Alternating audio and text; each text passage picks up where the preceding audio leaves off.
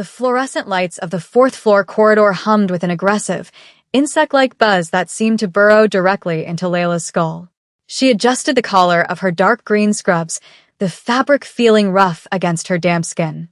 It was 3 in the morning, the graveyard shift, usually a time when the hospital settled into a rhythmic, peaceful slumber of beeping monitors and soft footsteps. But tonight, the air tasted like copper and ozone. Tonight, the entire East Wing had been locked down. Shadows stretched long and unnatural across the linoleum floor, cast by men who did not belong in a place of healing.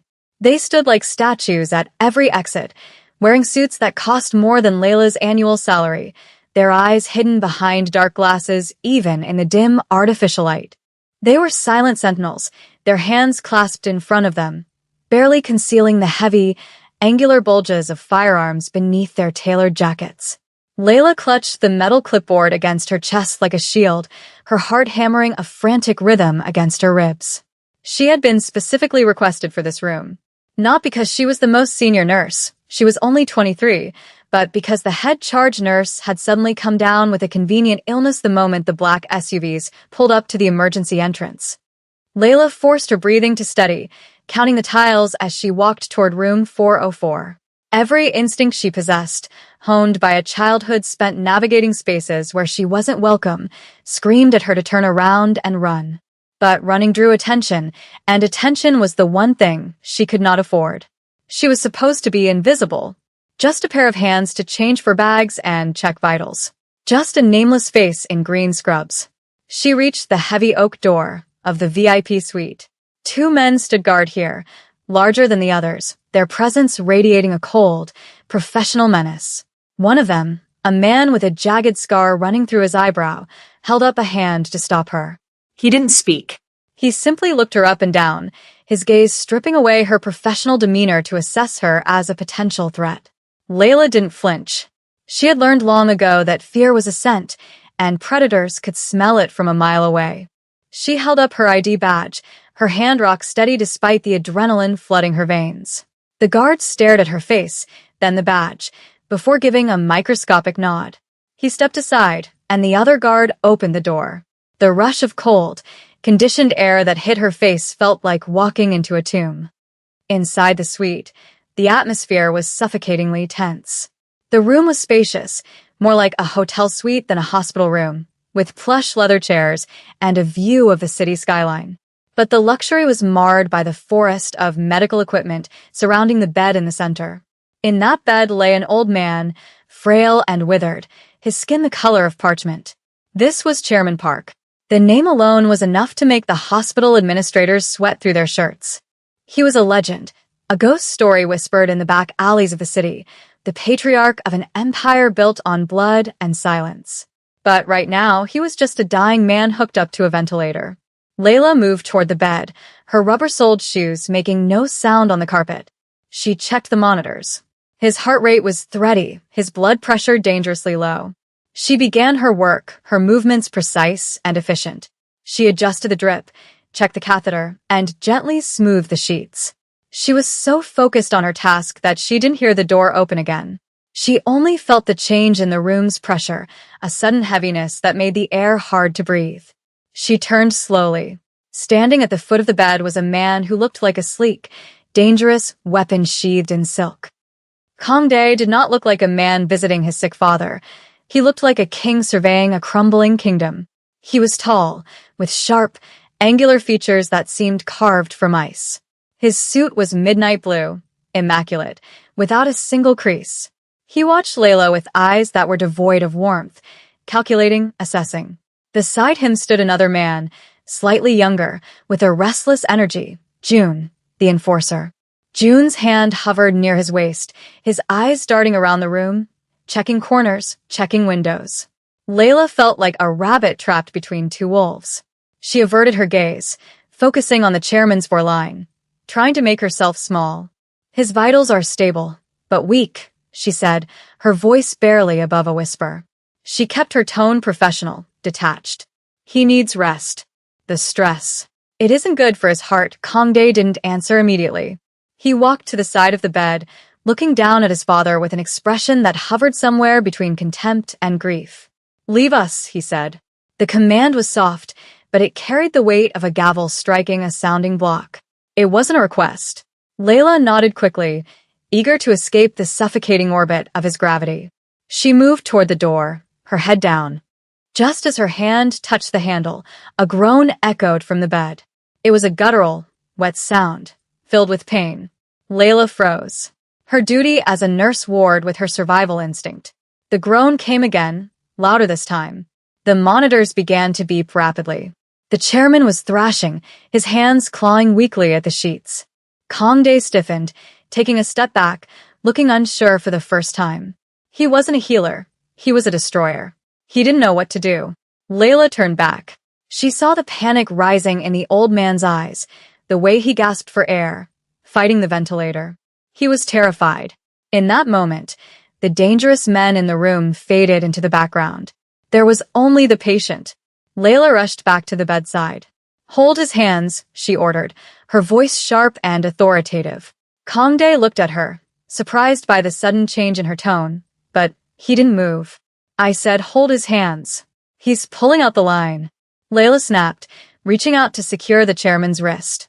The old man was delirious, his eyes rolling back, shouting something unintelligible, lost in a fevered dream of his past. The chairman's thrashing became violent.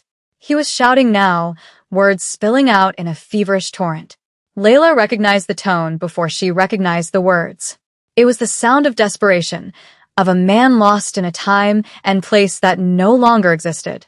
He wasn't speaking the polished, standard language of the capital.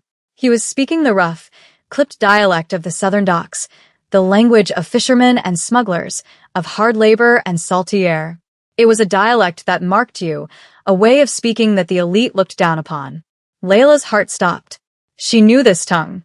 She knew the cadence, the specific slang, the way the vowels were swallowed and the consonants hit hard.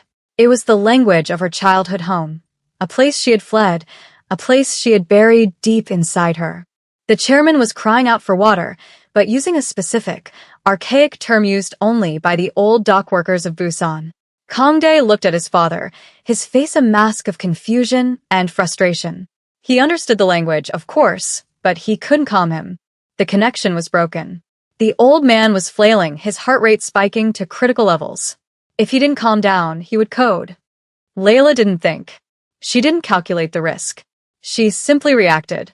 She leaned in close to the chairman's ear, her hand gently cupping his face, her thumb stroking his cheekbone. And then she spoke. She didn't speak in English. She didn't speak in the polite, standard tongue taught in textbooks. She spoke in the thick, gritty, unmistakable dialect of the Busan docks. "Hush now, old uncle," she murmured, the sounds rolling off her tongue with a natural, practiced ease that shocked even her. "The waves are calm tonight. The nets are full. Rest your head. The water is coming." Her voice was low, guttural, perfectly mimicking the intonation of a native born and raised in the salt spray. It was a sound that didn't match her face, didn't match her skin, didn't match the setting. It was a ghost sound. The effect was instantaneous. The chairman froze. His eyes focused, locking onto hers. He heard the sound of home. He heard the sound of his youth. His breathing hitched, then slowed. The frantic beeping of the monitor decelerated into a steady rhythm. He gripped Layla's hand, his fingers surprisingly strong, and whispered a name from the past, before his eyes fluttered shut and he drifted into a peaceful sleep. The silence that followed was absolute. It was heavier than the silence of the grave. Layla slowly straightened up, her hand slipping from the old man's grip. The reality of what she had just done crashed down on her. She felt the blood drain from her face. She turned slowly to face the room. June, the enforcer, had his hand on his weapon, his mouth slightly open, staring at her as if she had just grown wings. But it was Kongdae who terrified her. He was staring at her with an intensity that felt like a physical blow. The mask of indifference was gone. In its place was a sharp, predatory curiosity. He looked at this young black woman in green scrubs, this stranger in his father's room, and he tried to reconcile what he saw with what he had just heard. A dialect that specific, that authentic, couldn't be learned in a classroom. It had to be lived. It had to be bled. He took a slow step toward her. The air in the room crackled with static. Layla backed away until her legs hit the side of the bed. There was nowhere to run. "Who are you?" Kongdae asked. His voice was quiet, but it vibrated with a dangerous undercurrent. He didn't wait for an answer. He closed the distance between them, invading her personal space, his height looming over her. "That dialect," he continued, his eyes searching hers for a lie. "That is not something a tourist picks up. That is the language of the gutter. The language of my father's generation. The language of the wharf rats." He spat the name like a curse, yet there was a flicker of something else in his eyes. Recognition? Suspicion? Layla swallowed hard, her throat dry. I studied languages," she stammered, the lie tasting like ash in her mouth. "I have an ear for accents. It was a weak defense, and they both knew it." Kongdae laughed, a short, humorless sound. "Studied," he mocked. "You don't study the soul of a place. You spoke to him like family. You spoke to him like you stood on those docks." He reached out, his hand hovering near her face, not touching, but close enough that she could feel the heat radiating from his palm. June stepped forward, his professional paranoia kicking in. "Boss," he said, his voice tense. "This isn't right. She's a plant. A spy." "No one speaks like that unless they were there. We need to take her downstairs." The threat was explicit. Downstairs meant a room with no cameras and a drain in the floor. Layla's hands trembled, but she clenched them into fists to hide the shaking. She had to stay calm. If she broke now, she was dead. "I am a nurse," she said, forcing her voice to be firm, channeling the steel she had forged during years of hiding. "I did what was necessary to save your father. He was coding. I calmed him. If you want to kill the person who just saved his life, go ahead. But do it outside so you don't wake him up again." It was a gamble. A massive, reckless gamble. She met Kongdae's gaze, refusing to look away. For a second, she saw a flash of respect in his eyes. He appreciated strength. He appreciated defiance. He lowered his hand, stepping back slightly, giving her room to breathe. "You have spirit," he murmured. He circled Layla like a shark investigating a disturbance in the water, his movements fluid and predatory. The silence in the room was no longer empty. It was filled with the heavy, suffocating weight of unasked questions. He stopped behind her, close enough that she could smell the faint scent of expensive tobacco and sandalwood clinging to his suit, a sharp contrast to the antiseptic sterility of the hospital room. He leaned in, his voice dropping to a register that vibrated in her chest. "You say you are a nurse," he began, the words slow and deliberate, "but nurses do not stand so still when threatened. Nurses do not look a man like June in the eye without flinching. And nurses certainly do not speak the dialect of the southern wharfs with the inflection of a native daughter." Layla kept her eyes fixed on the chairman's rising and falling chest, using the rhythm of his breathing to anchor herself. She knew that any sudden movement would be interpreted as aggression. Her mind raced, cataloging her options, which were dwindling by the second. She was trapped in a high-rise glass box with men who solved problems by burying them. "My history is not relevant to his care," she replied, her voice steady, but lacking the defiance she had shown earlier. It was a calculated retreat, a softening of her posture to appear less threatening. "What matters is that he is stable. The stress of an interrogation will spike his cortisol levels. If you want him to live, you need to let me work." Kongdae walked back into her line of sight, his expression unreadable. He reached out and plucked the ID badge from her scrubs, reading the name printed there. "Layla," he read aloud, testing the sound of it. "A name that tells me nothing. No family name. No history." He tossed the badge back against her chest. "My father's enemies are numerous, Layla. They are creative. They send women with poison in their rings, or men with knives in their sleeves. And now, perhaps, they send a nurse who speaks the language of his heart to lower his guard." June shifted by the door, his hand tightening on the grip of his weapon, waiting for the signal to strike. Layla felt the cold sweat trickling down her spine. She had to give them something. A truth that was also a lie. "I was not sent by your enemies," she said, turning to face Kongdae fully. "I grew up in a port city. Not here. But the people who raised me, they were from your south. Refugees. Exiles. They spoke that way when they thought no one was listening. I learned it before I learned English. It is the language of my childhood, not a weapon. It was a dangerous fabrication, stitching together pieces of her actual fractured past with a narrative that might satisfy his paranoia. Kangdae studied her face, searching for the micro-expressions of a liar. He saw fear, yes, but he also saw a strange, haunting authenticity. He saw a woman who understood what it meant to be displaced. The air in the room shifted again, but this time it wasn't due to the conversation. Layla felt it first, a subtle vibration in the floorboards, a change in the ambient hum of the building. Her survival instincts, dormant but never gone, flared to life. She looked up at the vent in the ceiling. The airflow had stopped. "Quiet," she hissed, cutting off Kangdae just as he opened his mouth to speak. The command was so sharp, so absolute, that both men froze. "The ventilation," she whispered, pointing up. "It just cut out. And the hallway." The buzzing stopped. Kangdae's eyes narrowed. He looked at June, who was already moving toward the door, pressing his ear against the wood. The heavy silence of the hospital corridor was wrong. It was too quiet. No squeak of rubber shoes, no distant paging system, no rattle of carts. It was the silence of a held breath. June pulled back from the door as if burned, drawing his weapon in a blur of motion.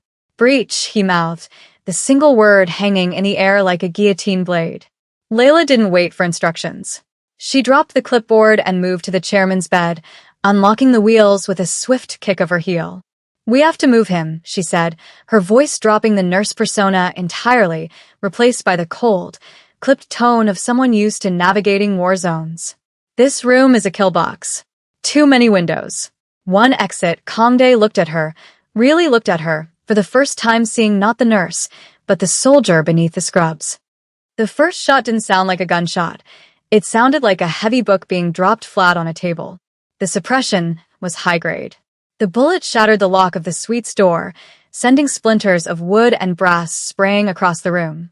June fired back blindly through the wood, 3 rapid shots that deafened them in the enclosed space. "Get down," Kangdae roared, diving toward the bed to shield his father. But Layla was already moving. She wasn't cowering. She was grabbing the portable oxygen tank and the emergency medical bag, slinging them over her shoulder. The glass of the large window overlooking the city spiderwebbed as a second team rappelled from the roof, swinging in with submachine guns. It was a coordinated hit, a pincer movement. They were coming from the hall and the sky. Layla threw herself flat against the floor, dragging the 4 stand down with her so the lines wouldn't rip out of the chairman's arm. Glass rained down like diamonds, sharp and deadly. The room erupted into chaos. The roar of automatic fire filled the space, chewing up the expensive leather furniture and shattering the vases of flowers. Layla crawled through the debris, her knees sliding over glass shards, focused entirely on the old man.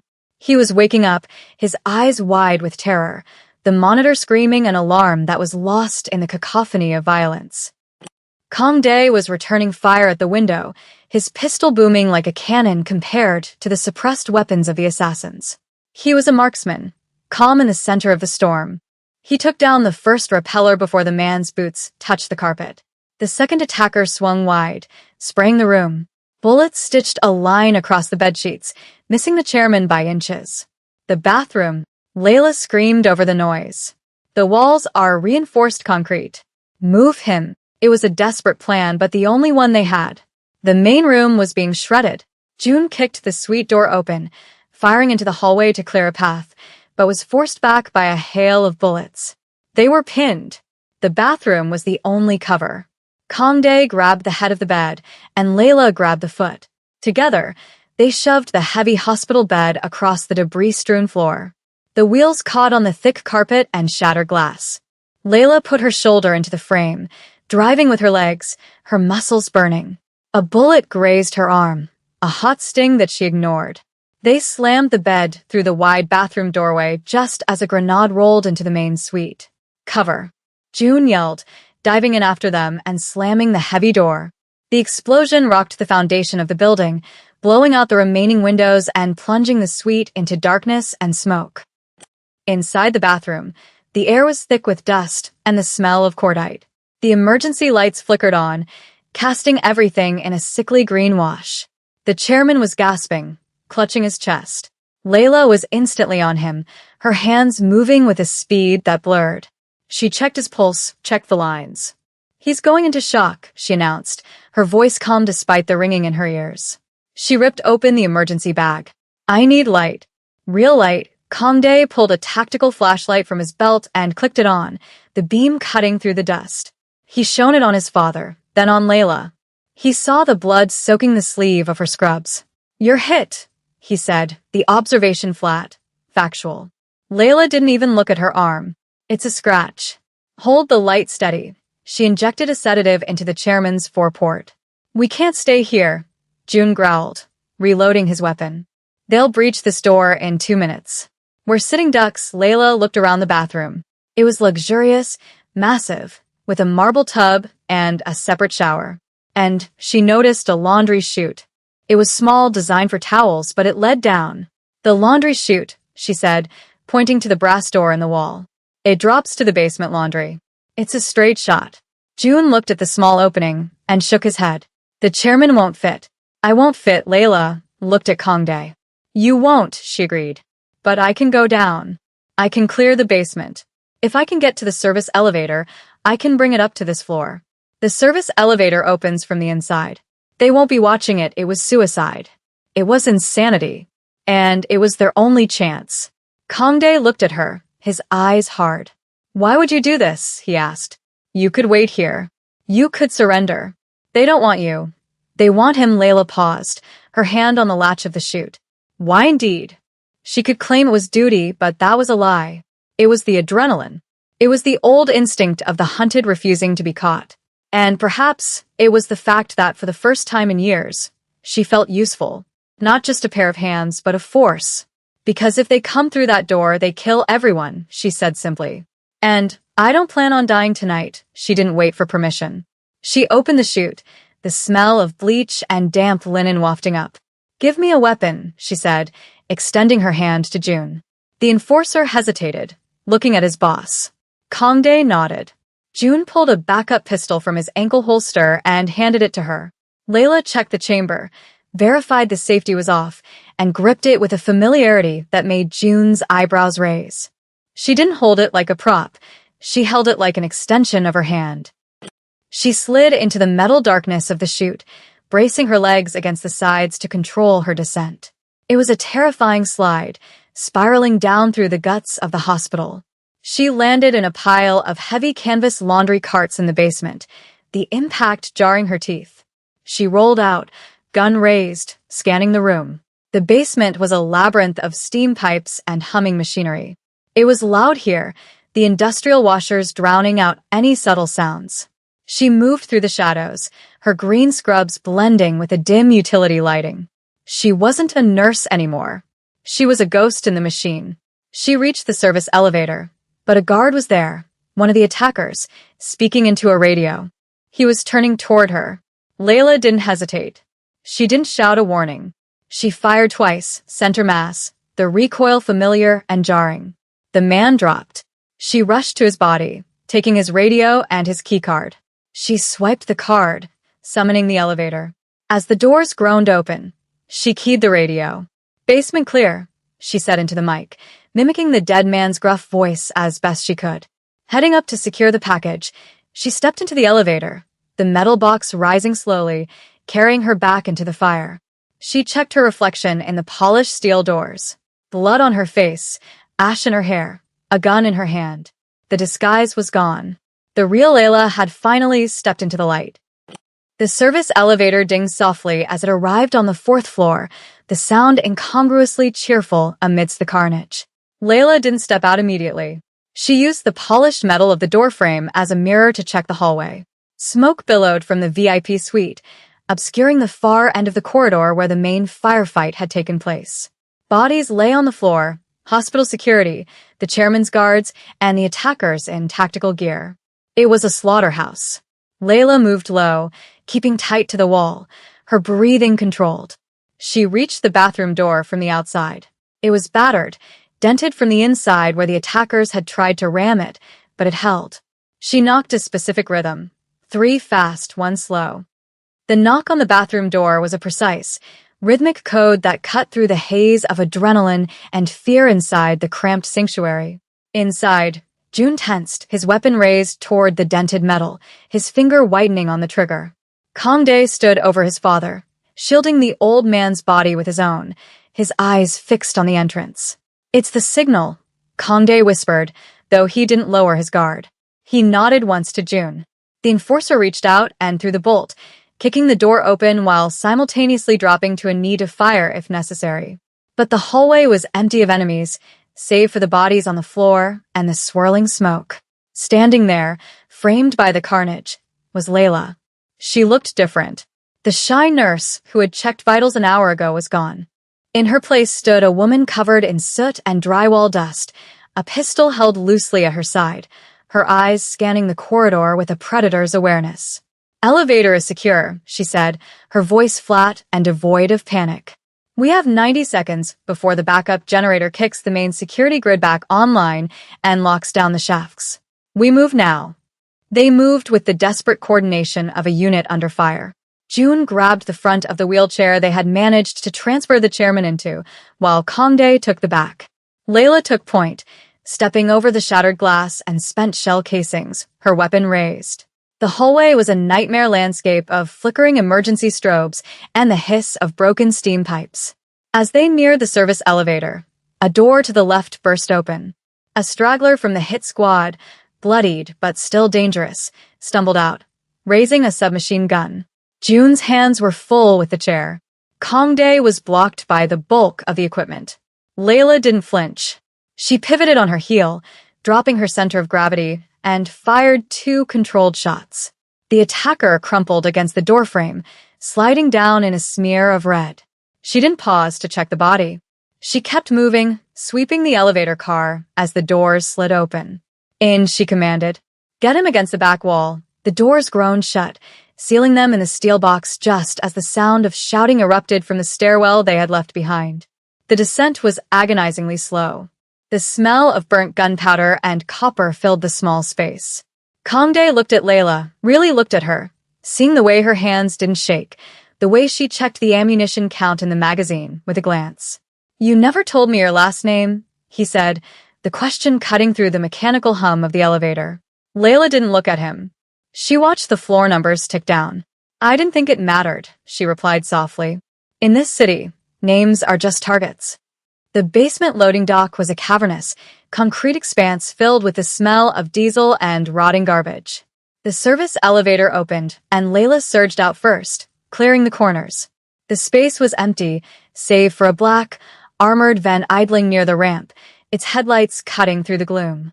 The driver, a man with a shaved head and a terrified expression, looked up as they emerged. He had clearly been waiting for a signal that almost didn't come. "Open the back." Junrot, abandoningstæller for speed. They rushed the chairman toward the vehicle. Layla stayed behind them, walking backward, her eyes scanning the catwalks above. She knew how these things worked. There was always a second wave. As they loaded the chairman into the back of the van, a single shot rang out from the darkness of the upper levels, sparking off the pavement inches from Layla's foot. She didn't scramble. She raised her weapon, aiming at the muzzle flash in the rafters, and fired a suppression volley that sent the sniper ducking for cover. "Go!" she screamed, diving into the back of the van just as the tires screeched against the concrete. The heavy doors slammed shut, sealing them in darkness, and the vehicle roared up the ramp, bursting out into the rainy city night. The interior of the van was a mobile command center lined with screens and communication equipment, but right now it served as a trauma unit. The vehicle swerved violently through traffic, the suspension groaning under the aggressive maneuvers of the driver. Layla was thrown against the metal wall but immediately scrambled to her knees, moving toward the chairman. He was conscious but pale, his breathing shallow. "I need the medkit," she barked at June, who was busy stripping off his tactical vest. He handed her a hardshell case from under the bench seat. Layla cracked it open, her fingers flying over the supplies. She hooked the chairman up to a portable monitor, the rhythmic beeping filling the tense silence of the cabin. She worked with a focus that excluded everything else, the swaying of the van, the wail of distant sirens, and the intense scrutiny of the 2 dangerous men watching her every move. She flushed his foreline, administered a stabilizer, and checked his pupils. His heart rate is stabilizing, she announced after a tense minute. He's tough. The shock didn't kill him. She sat back on her heels, wiping a smudge of blood from her cheek with the back of her hand.